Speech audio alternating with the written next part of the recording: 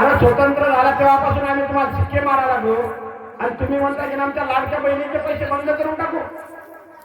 मुख्यमंत्री एकनाथजी शिंदे साहेबांनी सांगितलं, माझ्या शरीरात शेवटचा रक्ताचा थेंब आहे तोपर्यंत मी लाडकी योजना बंद होऊ देणार नाही असं ठणकावून सांगितलं.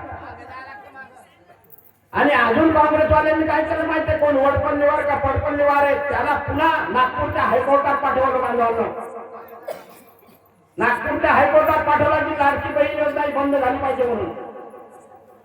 अरे बाबा, तुम्ही दिलं तर नाही पण भेटा लागलं या लाडक्या बहिणींना, तर तुम्हाला काय तुमच्या पोटात दुखा लागलं. एवढा द्वेष सावत्र भाऊ करत आहे, मात्र तुमच्या पाठीचे सख्खे भाऊ म्हणून एकनाथजी शिंदे साहेब उभे राहिले. तुम्हाला सांगतो, आता दसरा मेळावा होता, बऱ्याच आमच्या बांधवांनी आणि भगिनींनी का टीव्हीतून पाहिला असेल, मुंबईला एकनाथजी शिंदे साहेबांचा दसरा मेळावा. आम्ही त्या दसरा मेळाव्याला गेलो. एकनाथजी शिंदे साहेबांचं भाषण त्या ठिकाणी सुरू झालं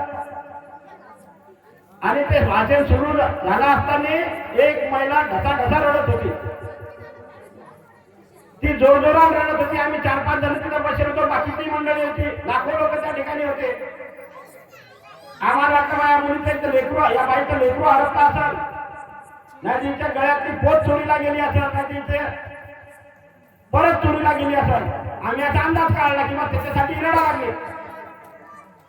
पण जेव्हा एकनाथजी शिंदे साहेबांचं भाषण संपलं तेव्हा आम्ही त्या महिलेजवळ गेलो. तरी तिच्या हातपाय हालत होती आणि ती ओक्सा रडतच होती. तिला आम्ही विचारलं, ताई तुम्ही का रडतात, काय झालं, तुमचं काय हरपलं का? त्या महिलेने सांगितलं नाही. मग तुम्ही रडता का म्हटलं. ती महिला म्हणे, मला आई नाही, मला वडील नाही, मग बहीण नाही, आम्ही दोघं बहीण भाऊ आणि 18 वर्षापासून माझ्या भावानं माझी पायरी आणली नाही, राखी बांधायला माझ्या घरी आला नाही, 5 पैसे त्यानं माझ्या ताटात सुद्धा टाकले नाही.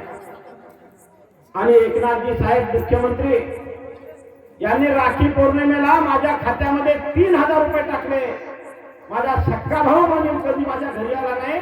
माझे एकनाथजी शिंदे साहेब हे सख्खे भाऊ झाले म्हणे, म्हणून मंडळ पालन. अशी ती महिला त्या ठिकाणी सांगत होती.